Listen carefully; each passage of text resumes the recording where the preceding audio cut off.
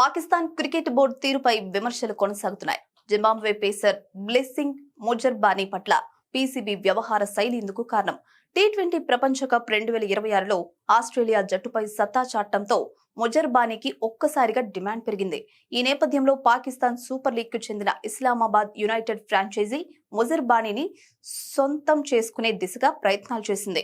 West Indies యువ pacer Shamar Joseph స్థానంలో ఈ జింబాబ్వే పేసర్ ను తమ జట్టులోకి తీసుకుంటున్నట్లు ప్రకటించింది. అయితే ఆ తర్వాత అనూహ్య రీతిలో ఇండియన్ ప్రీమియర్ లీగ్ నుంచి మొజర్బానీకి పిలుపొచ్చింది. బంగ్లాదేశ్ తో ఉద్రిక్తతల నేపథ్యంలో తమ జట్టు నుంచి తొలగించిన ఫాస్ట్ బౌలర్ ముస్తాఫిజుర్ రహమాన్ స్థానాన్ని కోల్కతా నైట్ రైడర్స్ మొజర్బానీతో భర్తీ చేయాలని భావించింది. ఈ నేపథ్యంలో ఐపీఎల్ వైపు మొగ్గు చూపిన మొజర్బానీ పీఎస్ఎల్ ను వీడి కేకేఆర్ లో చేరాడు. దీంతో పీసీబీ సంచలన ప్రకటన చేసింది. ఫ్రాంచైజీ లీగ్లలో ఆడేవాళ్లు పారదర్శకంగా స్థిరంగా ఉండాలి. ముందుగా ఒప్పందం కుదుర్చుకుని అది అమల్లో ఉండగా దానికి విరుద్ధమైన ఒప్పందంలోకి ప్రవేశించడం, ఆట ప్రమాణాలను పాటించకపోవడమే. మొజర్బానీపై 2 ఏళ్లు నిషేధం విధిస్తున్నామని పేర్కొంది. దీంతో అతడిపై పాక్ ఫ్యాన్స్ విద్వేష విషం చిమ్మారు. ఈ క్రమంలో మొజర్బానీ ఏజెంట్ తాజాగా ఘాటుగా స్పందించారు. అసలు మొజర్బానీ ఏ కాంట్రాక్టు పైన సంతకం చేయలేదని, అలాంటి ఆటగాడిపై నిషేధం ఎలా విధిస్తారని ప్రశ్నించాడు.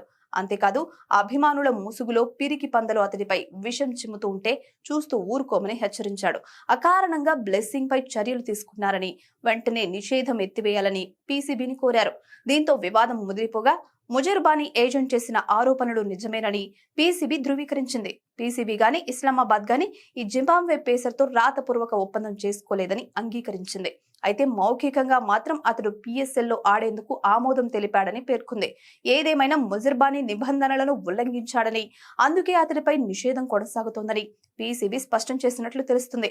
ఈ నేపథ్యంలో పీసీబీ తప్పును సగమే ఒప్పుకుందని, అకారణంగా మొజర్బానీపై చర్యలు తీసుకుందని నెటిజన్లు కమెంట్ చేస్తున్నారు.